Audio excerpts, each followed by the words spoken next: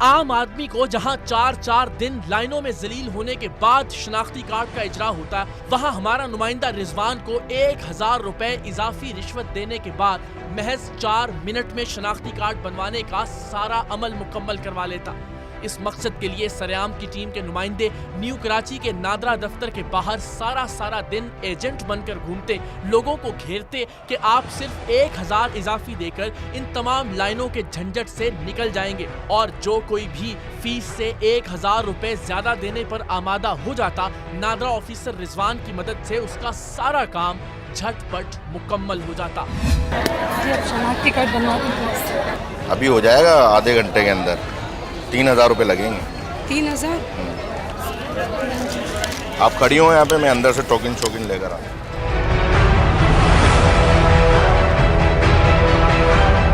والدہ کے I D card ہیں، شوہر کا مل جائے گا اس سے۔ اس عورت کو بھیج دو، میرے پاس آپ چلے جاؤ، پڑھتے ہیں۔ آ جاؤ، میں اس سے ملا دوں گا۔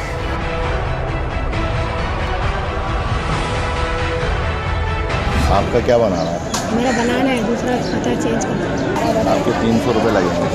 300 ٹھیک ہے، میں دے دوں گی آپ کو کرنا ہے۔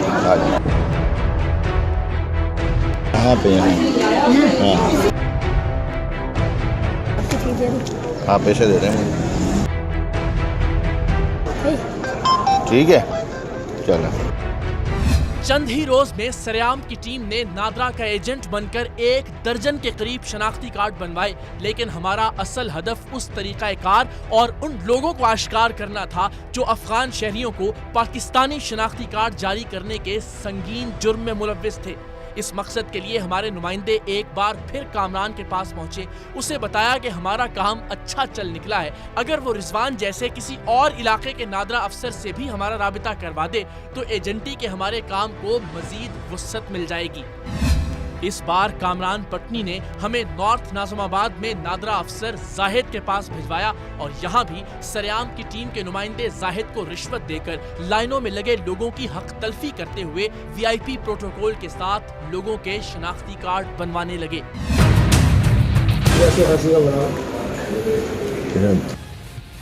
1500 روپے اس کے اور 1000 روپے الگ سے۔ عام لوگ کتنے گھنٹے اور کتنے دن نادرا کے دفاتر کے باہر اپنے جائز کاموں کے لیے ذلیل و خوار ہوتے ہیں، بغیر پانی، بغیر پنکھے کے شدید گرمی اور حبس میں نادرا ملازمین کی بدتمیزیاں کیسے برداشت کرتے ہیں، یہ ابھی آپ کچھ دیر میں خود ملاحظہ کریں گے۔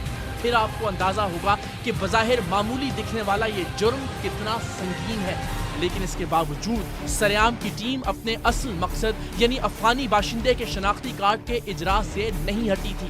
سریام کی ٹیم کے نمائندوں نے کئی دن نادرا کے دفاتر کے ایجنٹ کے طور پر کام کرنے، رشوت دے کر پروٹوکول کے ساتھ درجنوں شناختی کارڈ بنوانے اور کامران کے ریفر کیے گئے نادرا افسران کو ہر کارڈ پر طے شدہ رقم کی ادائیگی کے بعد کامران اور اس کے گینگ میں شامل باقی نادرا افسران کا اتنا اعتماد حاصل کر لیا تھا کہ اب ہم اس سے ایک افغانی باشندے کے پاکستانی شناختی کارڈ کی بات کر سکتے تھے، لیکن شناختی کارڈ سے پہلے افغان باشندے کے جعلی برتھ سرٹیفکیٹ کی ضرورت تھی، اور کامران کا تو یہ اپنا ہی ڈپارٹمنٹ تھا۔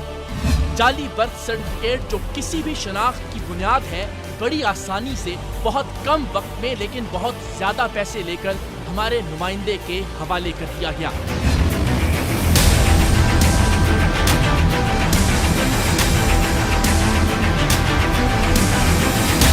گنو پہلے ان کو، آپ گنو۔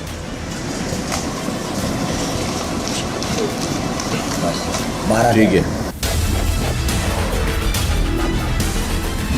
یہ بات یاد رہے کہ عام پاکستانی بغیر رشوت کے برتھ سرٹیفکیٹ کے لیے اپلائی کرے اور متعلقہ شخص کا نام نادرا کے ریکارڈ میں نہ ہو تو والدین کے شناختی کارڈ کی فوٹو کاپیاں، پڑوسیوں کے شناختی کارڈ کی کاپیاں اور حلف نامے، اور اس سب کے باوجود ٹاؤن آفیسر خود بھی اس گھر میں جا کر تصدیق کرنے کا پابند ہوتا ہے کہ کیا واقعی وہ لڑکا یا لڑکی جس کا برتھ سرٹیفکیٹ اپلائی کیا گیا ہے اسی گھرانے کا بیٹا یا بیٹی ہے یا نہیں۔ لیکن یہاں یہ سارے کام بس ہرے نوٹوں نے خود ہی کر ڈالے تھے۔ کوئی عام پاکستانی بغیر رشوت کے یہ کام کرواتا تو اس کی جوتیاں گھس جاتی اور کام شاید پھر بھی نہ ہوتا۔ बहरहाल अफगान बाशिंदे का जाली बल्कि असली बर्थ सर्टिफिकेट हाथ आने के बाद सरेआम की टीम के नुमाइंदे ने कामरान से इसी अफगानी बाशिंदे का पाकिस्तानी शनाख्ती कार्ड बनाने की बात की और उसके लिए ये बाएं हाथ का खेल था। NIC बनवाना है, किसका बनवाना है, चीज़ें पूरी कुछ भी पूरा नहीं है। उसका सर्टिफिकेट मैं बनवाता हूँ, उसकी कॉपीज लेके आगे के पास जाता हूँ, पूरा आगे जो सबने मास्टर आदमी है। दो अफगानियों के हैं ना, वो निकाल दो बस। यार मैंने आपसे क्या कहा, एक हो जाएगा ना, पहले निकालेंगे, हाँ। हम 15-20 दिन रुक जाएंगे, फिर दूसरे काम निकाल देंगे। हो तो जाएगा, हम जुगाड़ में सब कर लेंगे, हमें क्या, हमें तो पैसा देना, हम तो दूसरी पार्टी को फंसाएंगे। अफगानी शहरी को पाकिस्तानी शनाख्ती कार्ड के इजरा के लिए इसने रिजवान और जाहिद को पसे पुश्त डालते हुए इस काम के स्पेशलिस्ट राव आबिद से हमारा राबिता करवाया। राव आबिद आयशा मंजिल पर वाक़े नादरा ऑफिस में तैनात था। हमारे नुमाइंदों से उसकी पहली मुलाकात दफ्तर से बाहर करवाई गई।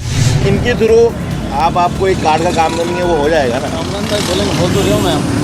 चुपचाप बेफिक्र हो जाता है, मैं हूँ ना आपके साथ। ये जेब में हाथ डाल लो, बस ये सही है। इनका काम आपने बड़ा अच्छा करा था, फॉरवर्ड करा था, बस ये छोटा सा ये रखो, ये बाद में करेंगे, इसको रखो, अब आपने जाना तो कोई मसला नहीं। बस हमारा काम हो तो जाएगा ना। हो जाएगा। अगले ही रोज सरेआम के नुमाइंदे अफगानी बाशिंदे के साथ आयशा मंजिल पर वाक़े नादरा दफ्तर पहुंचे। कामरान पटनी खुद भी इस स्पेशल काम की निगरानी के लिए वहां मौजूद था। वो नादरा दफातर जहां गरीब पाकिस्तानी अपने जायज कामों के लिए भी कई दिन रुस्वा होते हैं, वहीं एक गैर कानूनी तौर पर मुकीम अफगान शहरी को ऐसा बेहतरीन प्रोटोकॉल दिया गया कि इंसान की अक्ल दंग रह जाए। चंद ही मिनट में आबिद राव और कामरान पटनी ने सारे का सारा प्रोसेस मुकम्मल करवा दिया। वो बेकार है, बिल्कुल बच्चा अरे जितना ही बेकार हो, सामने वाले को समझा दिया ना। इस दौरान नादरा के सिस्टम ने शक की बुनियाद पर इस प्रोसेसिंग को लॉक भी किया, लेकिन आबिद राव नामी इस नादरा अफसर के पास न जाने क्या ऐसी जुगाड़ थी कि उसने इस सूरत हाल पर भी फौरन काबू पा लिया। अरे लोग ना हो गया यार,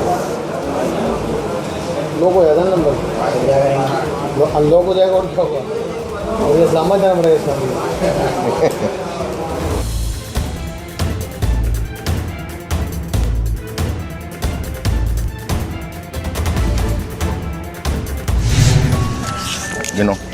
गिनो क्या दोनों नहीं, किसको क्या गिनेगा? 10 ठीक है।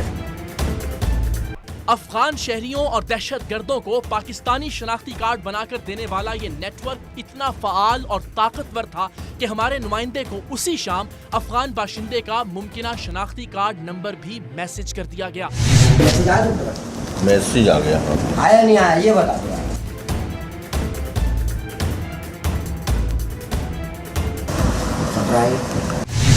सिर्फ यही नहीं, कामरान ने बगैर रसीद के नादरा दफ्तर से अफगानी बाशिंदे का शनाख्ती कार्ड हासिल किया और फिर शनाख्ती कार्ड देने और बाकी की रकम लेने के लिए हमारे नुमाइंदे के पास पहुंच गया।